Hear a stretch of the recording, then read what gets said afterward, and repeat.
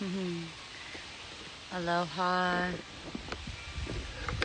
everyone. Welcome into our taboo topic for this week. We're so excited to have Egyptologist Anthony Powers joining us today. Mhm.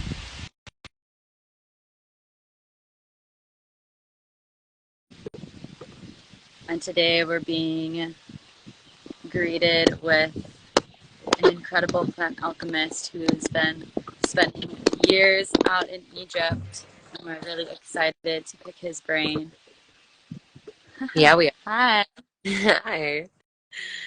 Yeah, so excited to have Anthony on. And yeah, he's a plethora of information. He just joined now, so he'll be hopping on in a second. And yeah, we're happy you're here with us.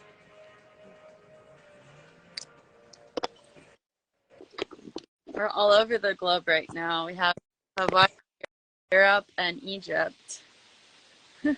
I think he might be in California now. He can share when he hops on, but I know he was talking about being in transit last week. But the root's in Egypt for sure.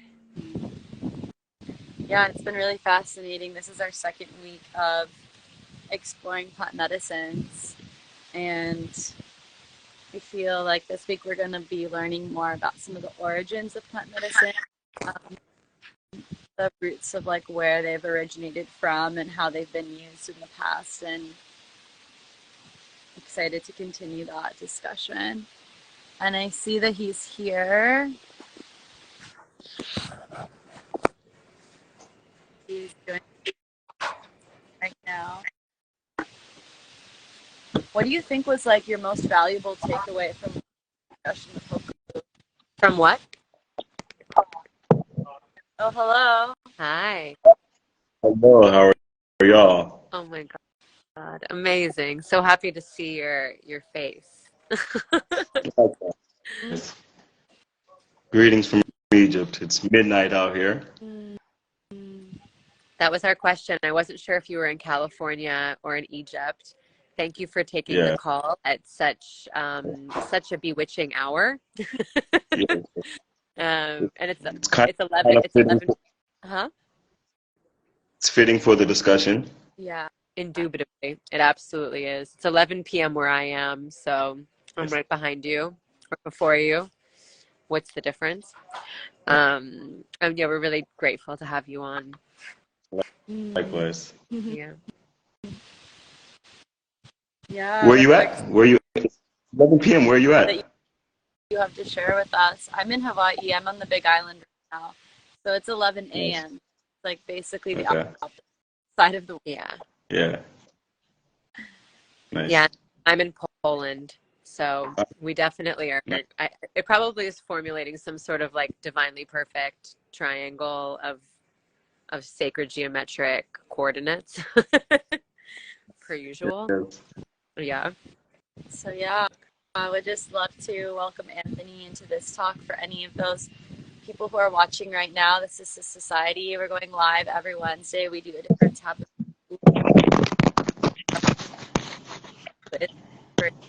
area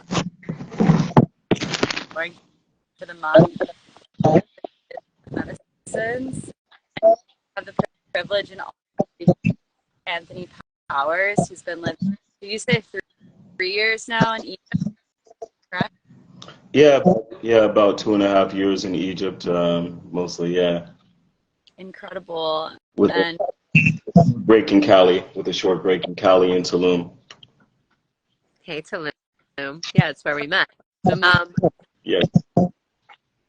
I love it. Are you sorry? I just want to make sure that we're clear and we're able to understand each other. Anthony, are you hearing what Althena's sharing, or is she just breaking up for me? She broke up a little bit temporarily, but then I got her back. Okay, got it. I Um, thought it was. I thought it was my connection. I thought it was my Egyptian Wi-Fi. it's not. It could be the Egyptian Polish hybrid Wi-Fi, maybe. It's coming from all angles. Anyway, yeah. It's the So Hawaii. grateful. It's probably is. Yeah, our Wi-Fi's are battling each other, but I think what's meant to be transmitted will be transmitted, right? That's the beauty of medicine. Um, Exactly. and what's meant to be received will be received, and everything else will fall away. Yeah, the first question that's coming up is, I mean, Egypt is such a portal, historically speaking, on the planet and in the experience of consciousness. What drew you to ground in Egypt? What was that journey like for you? All right, so Spirit told me to give away everything and go to Egypt. So I gave away pretty much all of my belongings, all of my cars, all of my fancy stuff, and I moved to Luxor initially. Luxor, I spent the first year there doing prayer, meditation, filming all of the ancient temples all over Egypt in 360 virtual reality, all the tombs and sites in 360 virtual reality, doing archaeological digs, and I lived right on the same stretch of water where the story of Moses takes place, during going down the bassinet across from a 3,500-year-old temple. Directly behind me was Mount Gorna, which is where Hatshepsut's temple, where the Valley of the Kings is, where Tut and Ramses and a bunch of other kings and queens were buried. And I lived there for a year, and then I moved to the Red Sea, where I ran nightclubs and tapped into the sacred medicine community out here on the Red Sea. And yeah, so that was basically my journey. Didn't spend too much time in Cairo. Cairo's not my favorite city. I do enjoy the pyramids, of course, there, and I do enjoy about an hour outside of that. I love Saqqara. Saqqara is simply magic. But yeah, first time I actually did the pyramids. I had a private DMT ceremony inside of the pyramids, the Great Pyramid, inside of the King's Chamber. My very first time going into the pyramids, I had a DMT ceremony by myself in the King's Chamber of the Great Pyramid, which was a pretty amazing experience. Wow. So for those that are watching, share a little bit about what DMT is, and if you're open and willing to share what that experience brought through to you. Yes, certainly. So DMT is known as the spirit molecule, also known, like in the version of it I was doing, was the God molecule.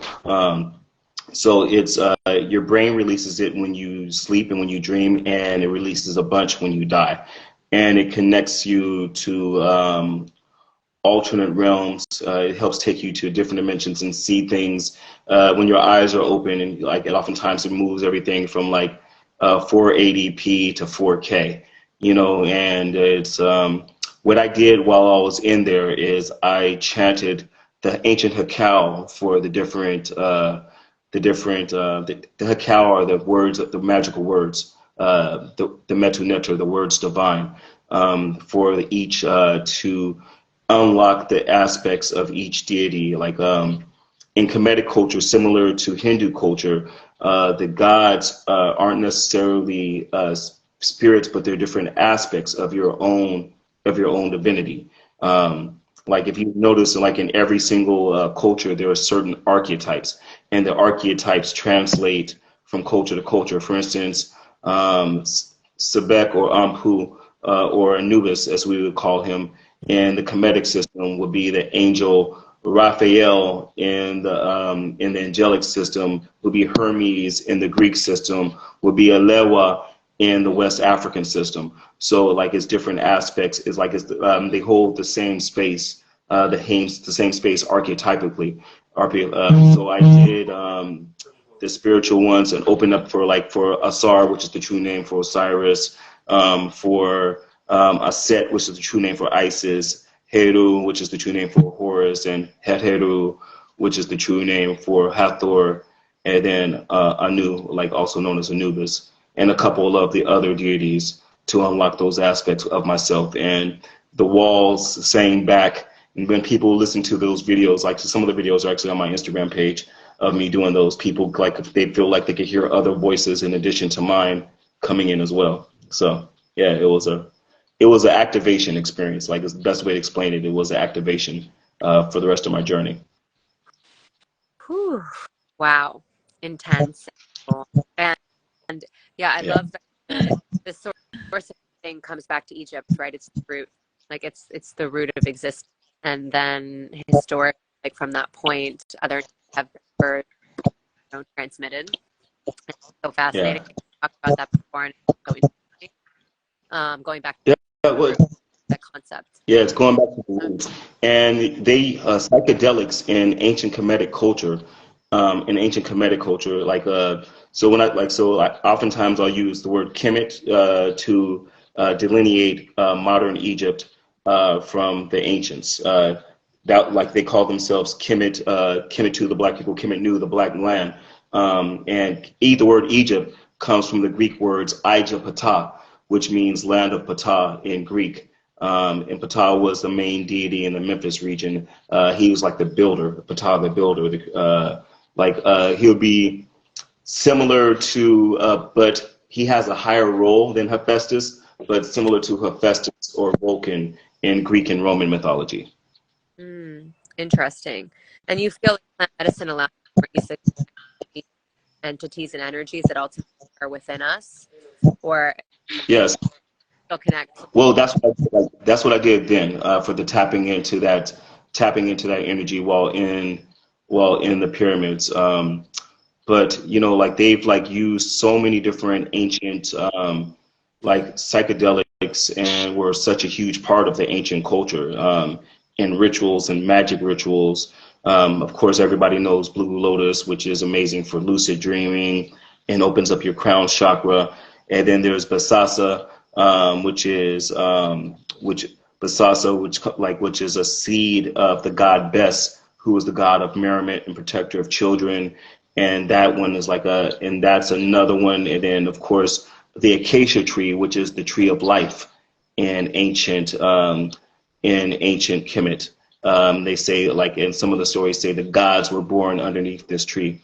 It's a tree that's very high in DMT content, and you'd mix that with a few other things in either raw or oftentimes in a drink, in a brew that they would use for ancient ceremonies.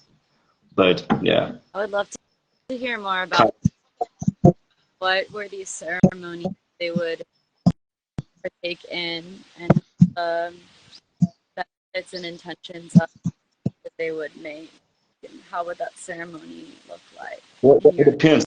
It depends on the ceremonies.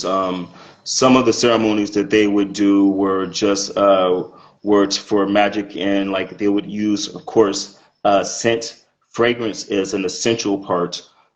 Fragrance, color, and all of that is an essential part of ceremony. So the way I explain the correlation between fragrance and color and sound and movement, imagine a combination lock. And if you have the right combination of all of these things together, you're able to unlock different parts of reality. So that's what they do. For instance, like even if you look at the color, if you look at the note middle C on the keyboard and multiply it by 144,000, it becomes the color for a screen. So all of these things are aligned with each other in certain ways. So if you have like the correct movement with the correct sound, with the correct color, and the correct fragrance, then you're able to unlock different aspects of your own godhood and help move reality in the way that you want it moved. So this is like definitely there's felt like method this then it's like a science, like an ancient esoteric science. Exactly, yeah, it's a spiritual science. The ancient mysteries were a spiritual science, and they had a lot of different rituals. Like one of the most interesting rituals was a 72-hour sexual ritual that they did in ancient Kemet. It was one of the most powerful rituals for manifesting that they had. It was a 72-hour sex ritual. And what did that look like? Looked like a lot of fun. Wow. Yeah, Yeah. It's mathematical, right? Like yeah. sharing. I read this incredible book. I think it's called Surrender, Magic Surrender. That's it. And there's a story in there about healer world. divinely, vessel, hearing messages, transporting people back to this plane. And there was the leader quite ill, and he was called in to, heal this man. And as he's sitting there, trying to, find answers back to this moment, he received the message. He asked the man's wife, he was like, "Hey, do you have any tomato juice?"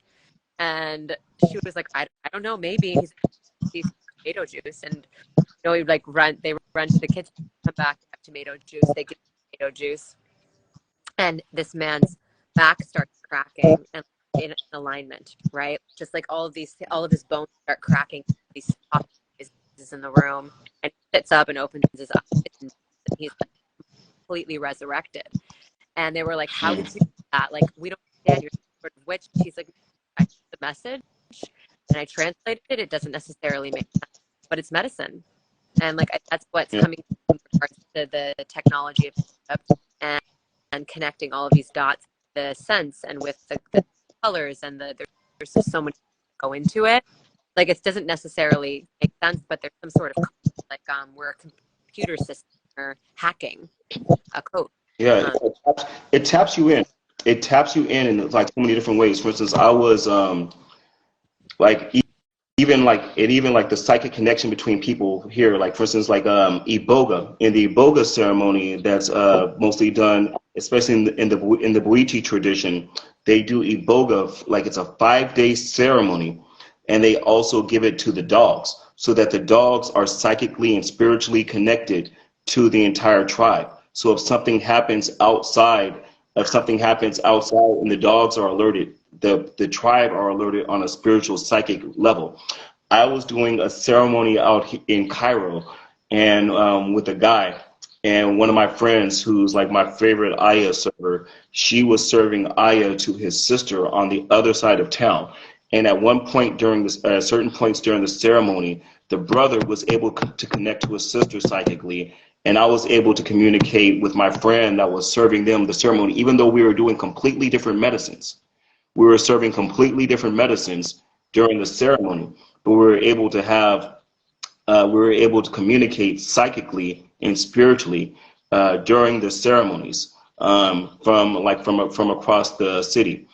So like that was one thing. Like I created an idea in my head that I would love to one day do a worldwide ceremony where people do plant medicines, whatever, or meditations, or however they're able to tap in from all like at the same time or the same day from all across the world to see what kind of connection that people could reach to each other on that spiritual psychic level. Because that's the thing, is the medicines do multiple things. They connect us to ourselves. They help break patterns that we already know we have, and they also break hidden patterns that we didn't know that existed. And it's the hidden patterns that are sometimes some of the most powerful work, because one of the things about getting the right answer is asking the right question. And sometimes when you're on these medicines, you'll ask the questions, or the questions that you didn't even know that you had will be revealed to you, so you can get those answers that you need. So that's one of the most powerful things about the medicines to me. And they have personalities. The medicines have personalities, which is like a whole nother thing. Like Bobin Sana, she is a South American plant. In some ways, she's very similar to what she does to Blue Lotus. She gives you complete lucid dreaming. She can actually unlock things in your voice that you won't be able to do naturally at all. But she is a character. She likes to joke. She likes to tease. She likes to trick. She's very egotistical. Like she'll when you sing, you better sing about her if you're doing her. Even if sometimes if you're not using her, she wants you to sing about her. And she will joke you. She will joke with you. She will tease you. Like she appears in the form of a little girl. Sometimes anywhere from a little girl to a young woman when she appears to you. If she appears to you during ceremony, and that's the thing, is like even Hape. I've had Hape appear to me in where I've been able to see the physical, like the energy of Hape has appeared to me, like 7 stars Hape that time appeared to me as cousin energy, like appeared to me like as cousins, like as they'll speak to you, they'll joke with you. The medicines they have, that they are sentient. And that's one thing that people need to understand about the medicines. And when they abuse them, and like even cannabis, like cannabis for me is one of the most abused of the medicines, but it was always one of the most sacred medicines. It was one of the 5 oils used by Moses to anoint the Ark of the Covenant. It was used to anoint the kings of Israel. It was part of Ezekiel's formula. In ancient Kemet, they believed that Anubis, and by the way, cannabis means Cain of Anubis, that he took up your prayers on cannabis smoke to the other gods. So like that's what your prayers went up on. In the Temple of Solomon during Temple of Israel during the reign of Solomon, they had over 20,000 things in the temple to burn incense made out of chadas. Chadas was the Indian hash, because ganja was the favorite plant of Shiva. And the rishis in India would ring the bell. The rishis had dreads, and people come out sharing a smoke ceremony with them. But back to Egypt and cannabis, the ancient Kemetic people and the Dogon people have the same origin story for cannabis. They look up at Sirius and they say, now you see that star right there? Next to that star, there's another star that you cannot see. And around that star that you cannot see, there's a planet that goes around that star that you can't see. And that's where our teachers come from, and that's where cannabis comes from. And Westerners didn't know about the star or the planet until the 1970s, when they with telescopes like Hubble.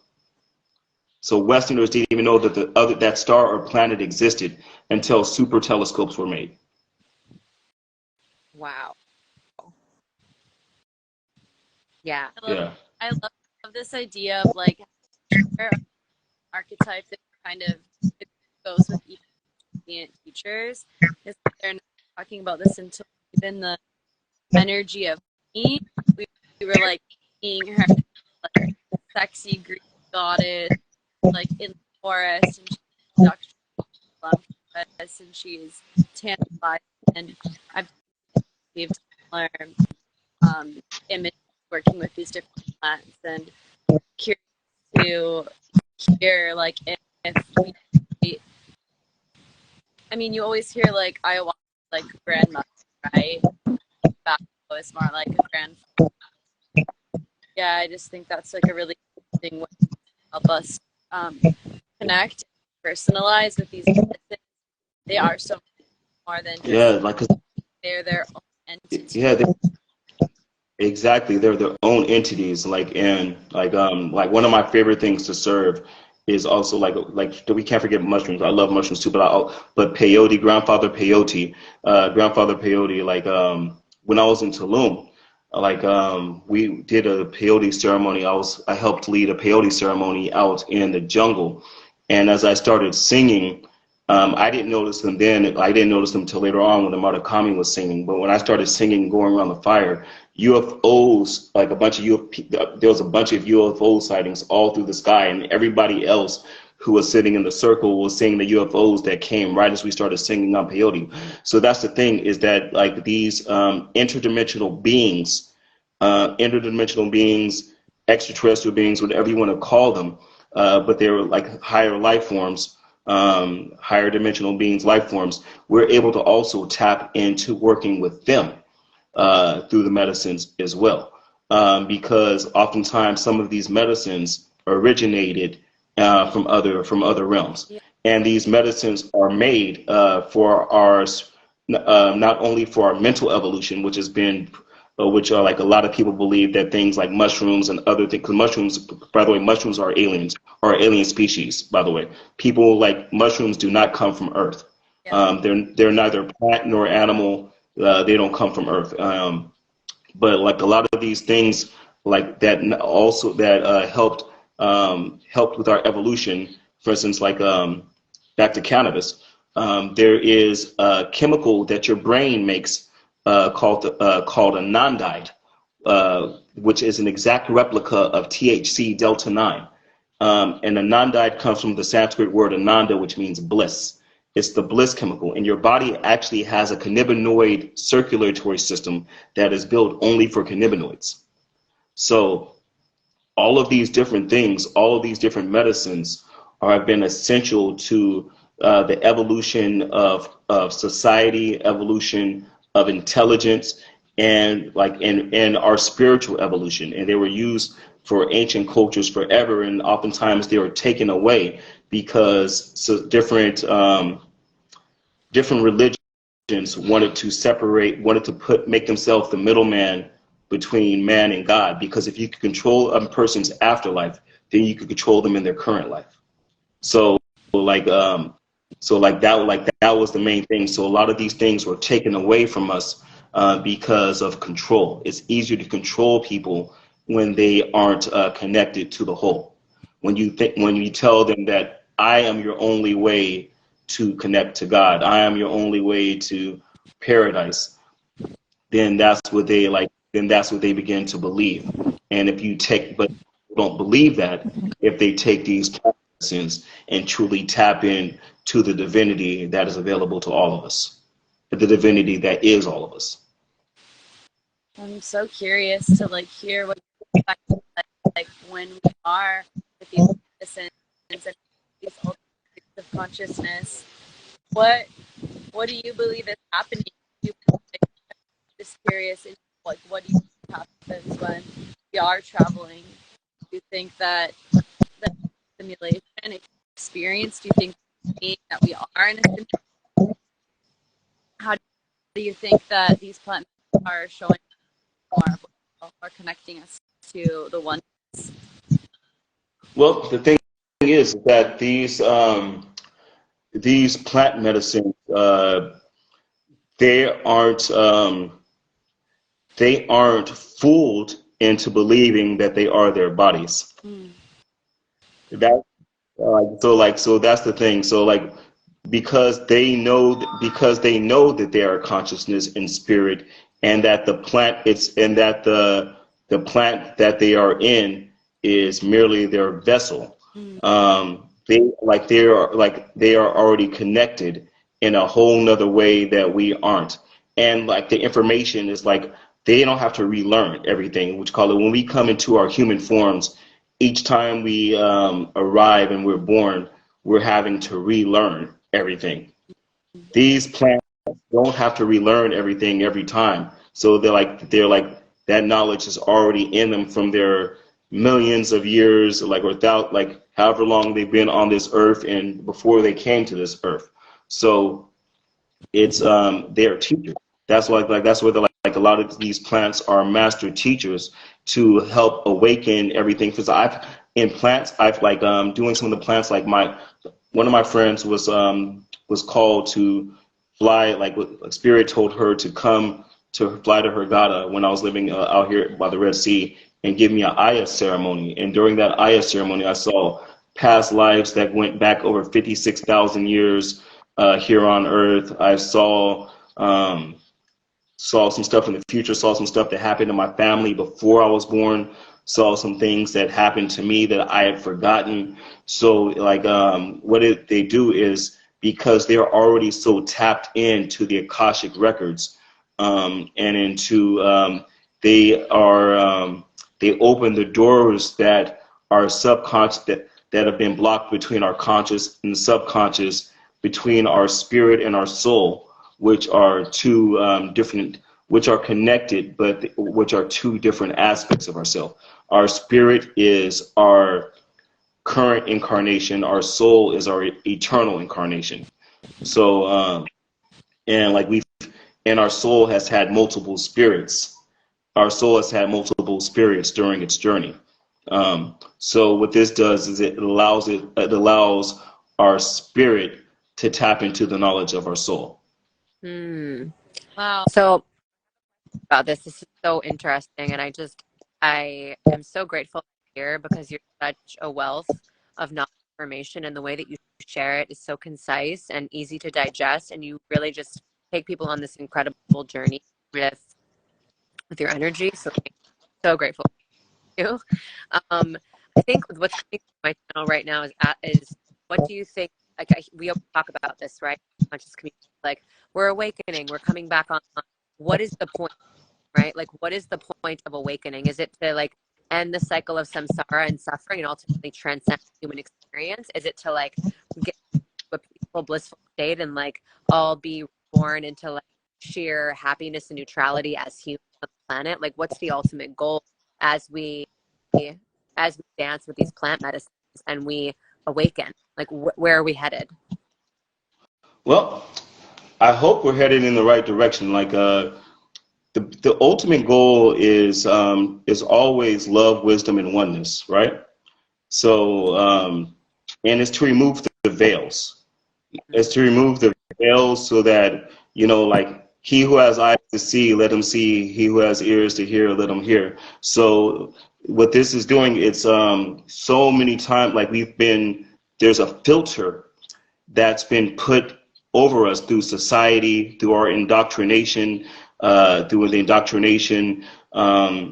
the programming, positive and negative, that we've been receiving. Like, we oftentimes look at ourselves through, like in a fun house. Even when we look at ourselves through a distorted vision, we'll look at reflections that don't accurately portray who we are.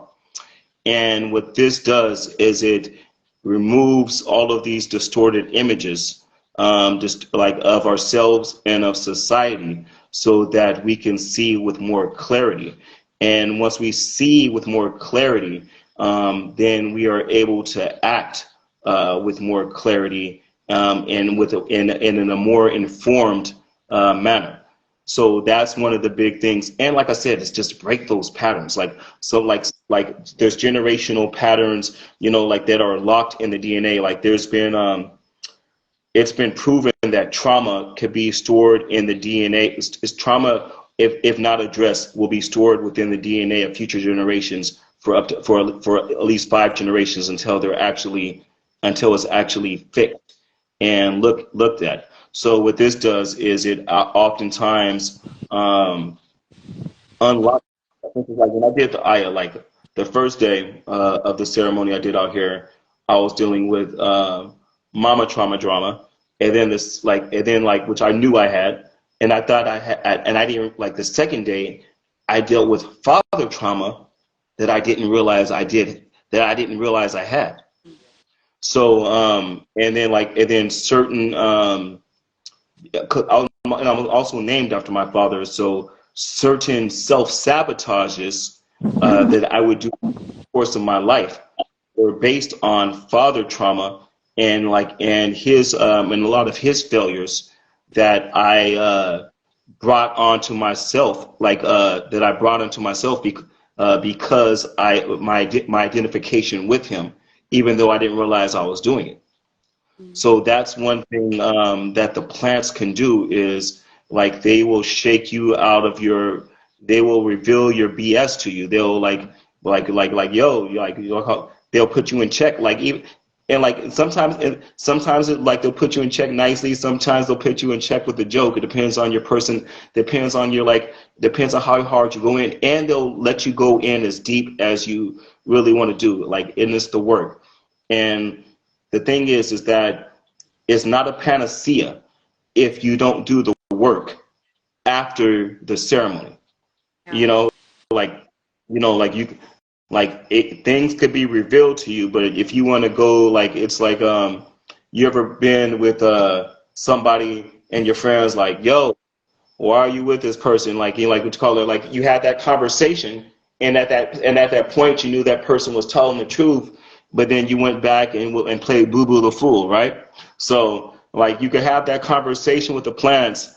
They could show you, but, don't go back to play Boo, but, it's up to us if we want to continue to do the work of play Boo Boo the Fool. And then some of them are more stern than others, like Iboga. One of the things about Iboga is that it completely cuts any ties to addiction. And you have zero withdrawal symptoms afterwards. And no matter what and the thing is, one of the biggest things about toxicity is the more toxic something is the more addictive it becomes. So like that's why people can't get rid of sugar. They can't get rid of relationships. Like if they're on heroin, they'll go through withdrawal, like they'll go through crazy withdrawals because of the toxic nature of it.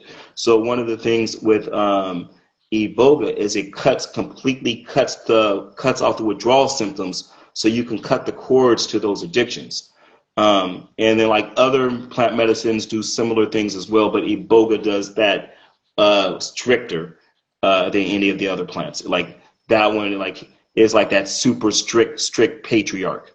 And like and whereas like the other grandfather, like peyote, who I serve, that's more of like that's like the grandfather who gives you advice and guides you. That's like the path, like the path master, who like, but and it'll remove things out of your path. Some things you may not even want out of your path, but like if you set your intentions for what you want during ceremony, it'll kind of move some of the other things out of the way. Things like hape, the power of hape for me is that hape, first of all, on the physical level, it decalcifies your pineal gland. Like it opens up your third eye. And it also, when you set your intentions with hape before a ceremony or during prayer, it actually guides the medicines. It helps guide the medicines to where you need them to be to like towards your intentions. So that's one of the beautiful things about hape. In addition, like when you use hape or rape, whatever you want to call it, when you're doing other sacred medicines, it helps guide the medicines when you set the intentions with rape during ceremonies. So like the different. Go ahead. I would just love this pause I'll get from it because you're hitting on is like the integration afterwards and setting or you need to open up to a journey, especially when then you don't work with medicine, or if it's medicine you work with every day, whenever you're medicine, just share with people who are watching. How can I really fully frequency medicine and be the most effective medicine? Most medicine is wanting to share, like setting intentions and working in that intention. Yeah. Intentions are essential. Like I was speaking to this lady out here in Egypt, and she had like a bad experience just with her microdosing with mushrooms. She was like she's done Aya multiple times. Like there's like an older lady. I was like this. It was just like this lady's mother who's like done ayahuasca a couple of times, and like but she microdosed mushrooms, but she had a bad experience. I was like, well, did you set the intentions when you microdosed every day? And she was like, no, I never set my intentions once. So it's like it's so when you do your medicines, you have to set your intentions. You have to talk with the medicines, like pray into it pray into your medicine before you take it. Pray into it as far as like as far as I want to receive. Pray into it like thank the Most High, thank your ancestors, thank the spiritual guides and protectors who watch over you, thank those who have passed on, who still watch over you. Thank your past, present, and future versions of yourself. Thank those who have been sent to assist in your divine path. Thank all of those in addition to the medicine as you set forth what you want to during the thing. It's life is a ceremony.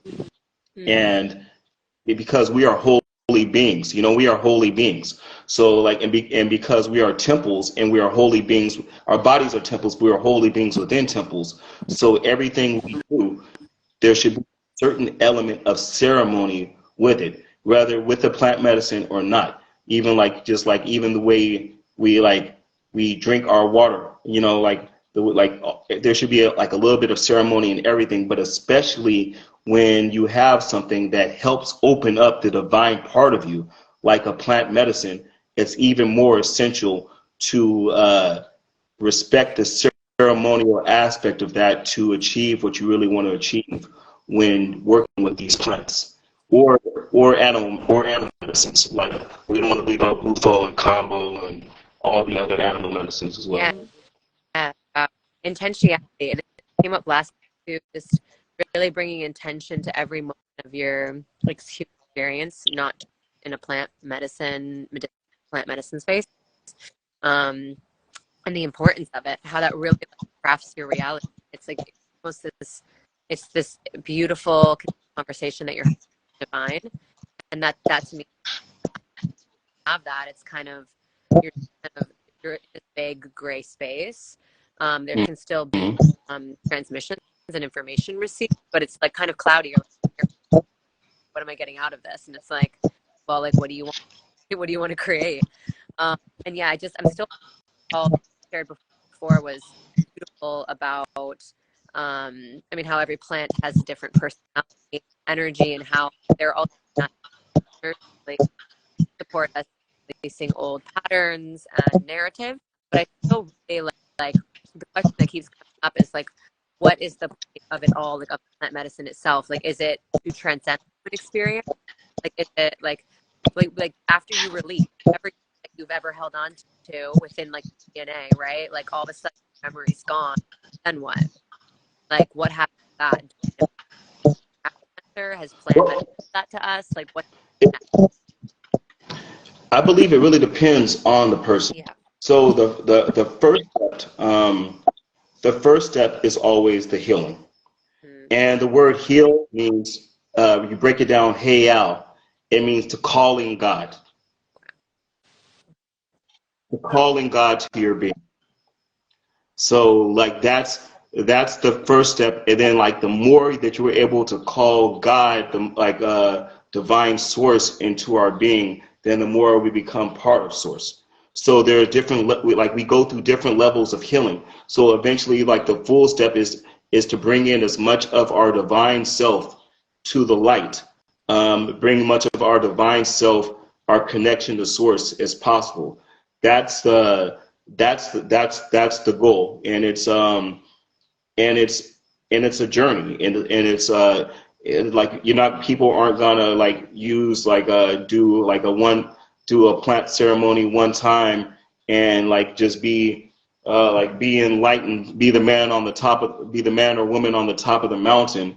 It's a process, and one reason you could come back to it and do it, like you do it multiple times. I tell people, like, people ask, like, if it's so good, why do you have to do it again? I was like, well, when you clean your apartment, even if you don't, it eventually needs to be cleaned again. You have to keep on. There's a certain amount of maintenance that gunk gets in, dust, whatever, like stuff slips on the floor. You have to clean it up. So it's so part of it is maintenance, and part of it is progression. So but it's all about bringing in that divinity, and we're gonna and it's different levels. Like it's a progression. It's a progression that takes place oftentimes not in ceremony. Once again, like when we spoke about the integration aspect of it is so important, to not forget the lessons, that we're learning, and to integrate those into our daily lives, and to replace those old habits with new habits,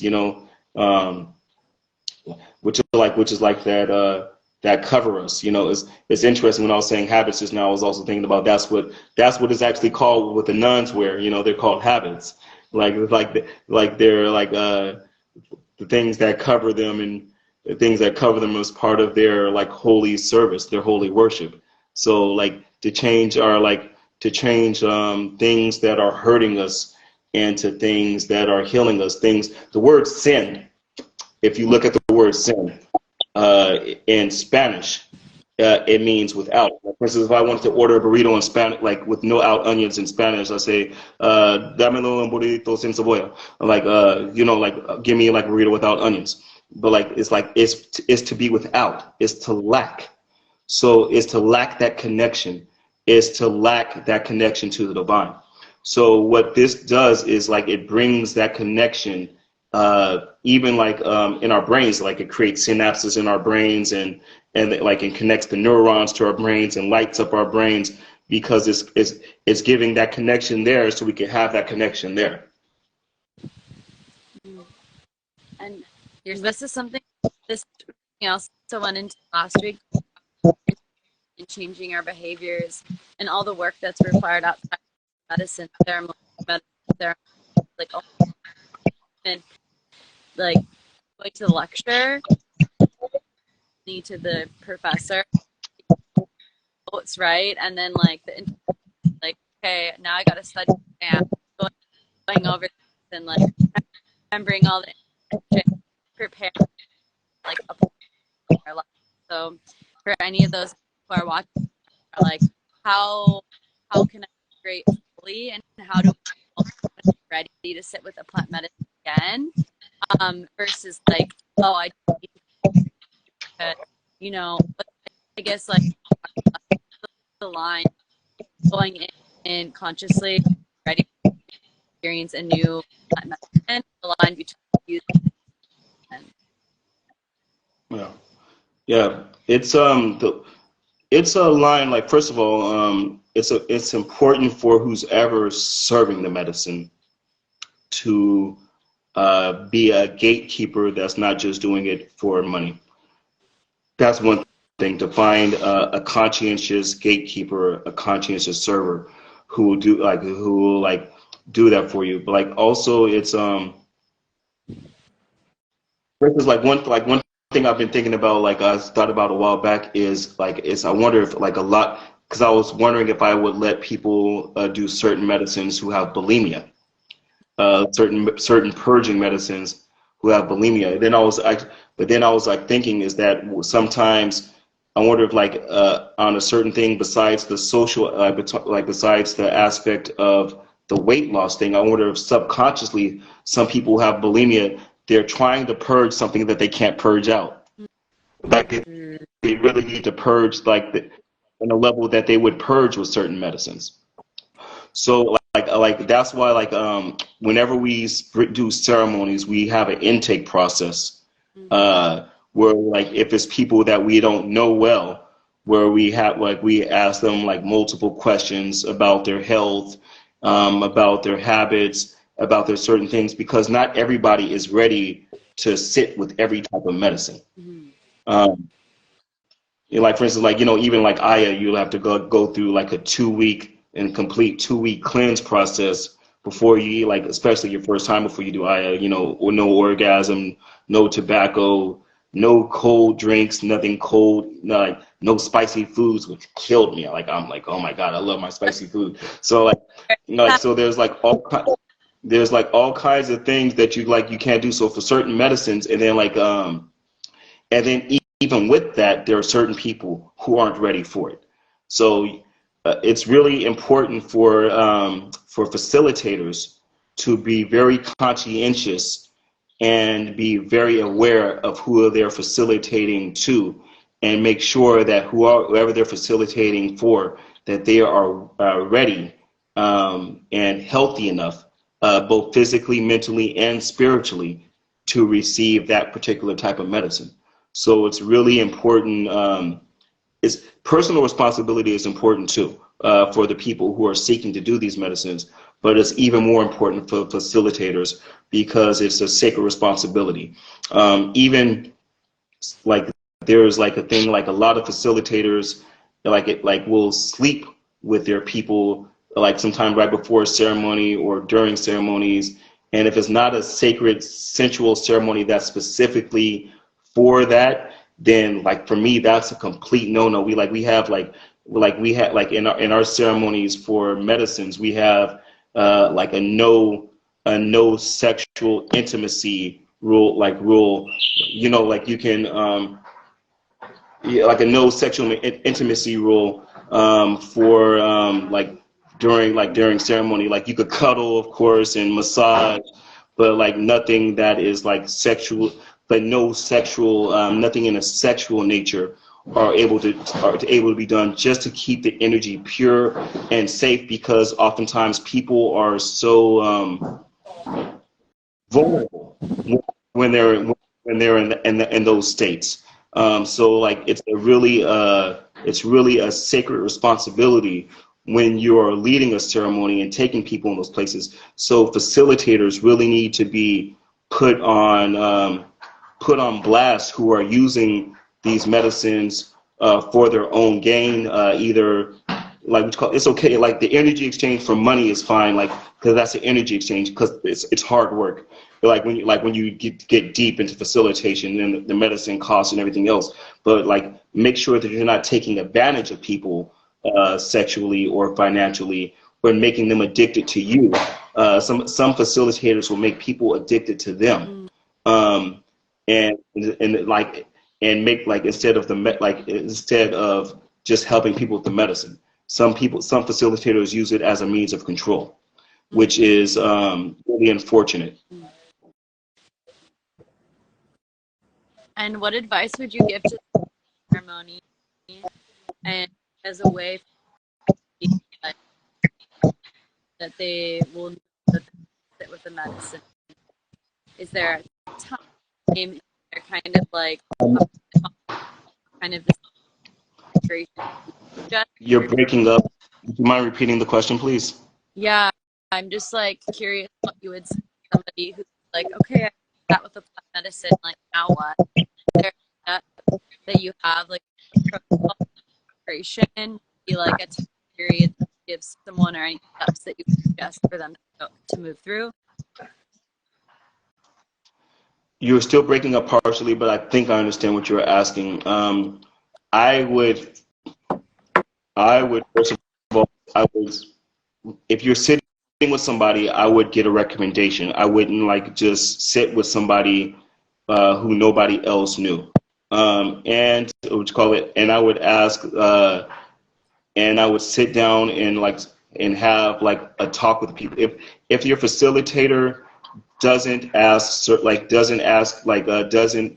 go through a decent intake with you and speak with you and feel like they like that if they would take anybody, if your facilitator kind of just takes anybody for a deep level ceremony, like then I'd be slightly be aware.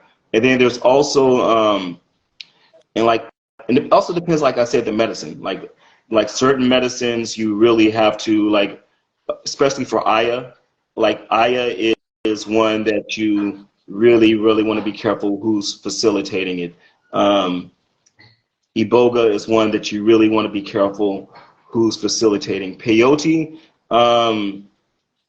kind of yes, kind of no, like because it's more of a communal thing. So like you could tap into things a little bit. It's it's a little bit more of a communal thing. So you don't have to be quite but still you have to be careful, because I've had people who've come out of it and the energy just got stuck in their peyote when they went and did peyote with the wrong person, with the energy just got stuck in them. So like I would get recommendations from people who've done the medicines and facilitating. And when you're self-facilitating, go into it with your, like I said, we spoke before, intention and attentions.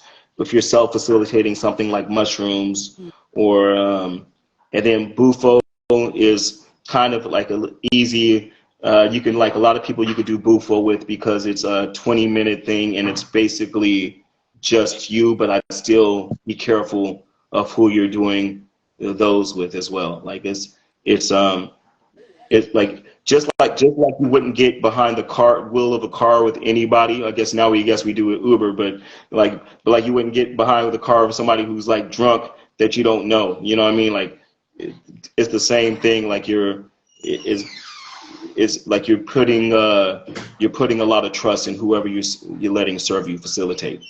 Thank you. I get all of that. Actually, about action. And we have about 5 minutes left. Maybe have like a 1-minute answer. I was really curious, like if somebody was just wondering, okay, I just went through a journey, what would be, like a call, recommend way to integrate? Maybe there's a time period, there's just like a minute or two. You have recommendations for anyone to integrate my medicine? How long to integrate the medicines? Yeah, how long? Like the process to that you would recommend? Well, all right. So one thing is Well, integration it depends on the person and depends on the settings.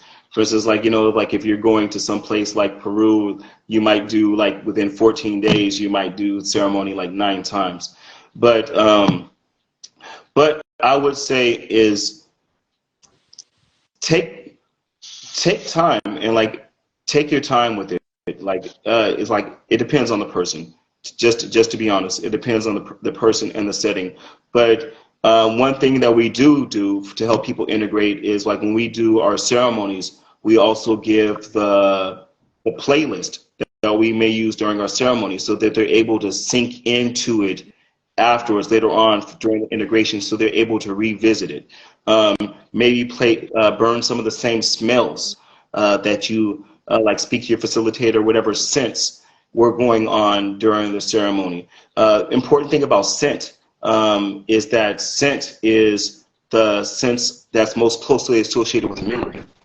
So so they can actually unlock past life memories and akashic memories with smell and return to certain memories. So I would like that's another thing that people can do as integration to sink back into those moments of the medicine. Another thing is that as a projector, I found that people like I did a ceremony and not everybody was doing the medicine, but some of the people who weren't doing the medicines, they only did hape. They didn't do everything else, but they started purging and doing everything else because as a projector, like, you know, projectors are the only human design type whose their auras enter other people's auras. So some people were feeling the effects of the medicine who didn't even take the medicine, which was a wild experience for me when I figured out that could be, that could happen. So uh, so that's another thing. But do like reintegrate the smells and sounds from those days and go back to focus on those intentions.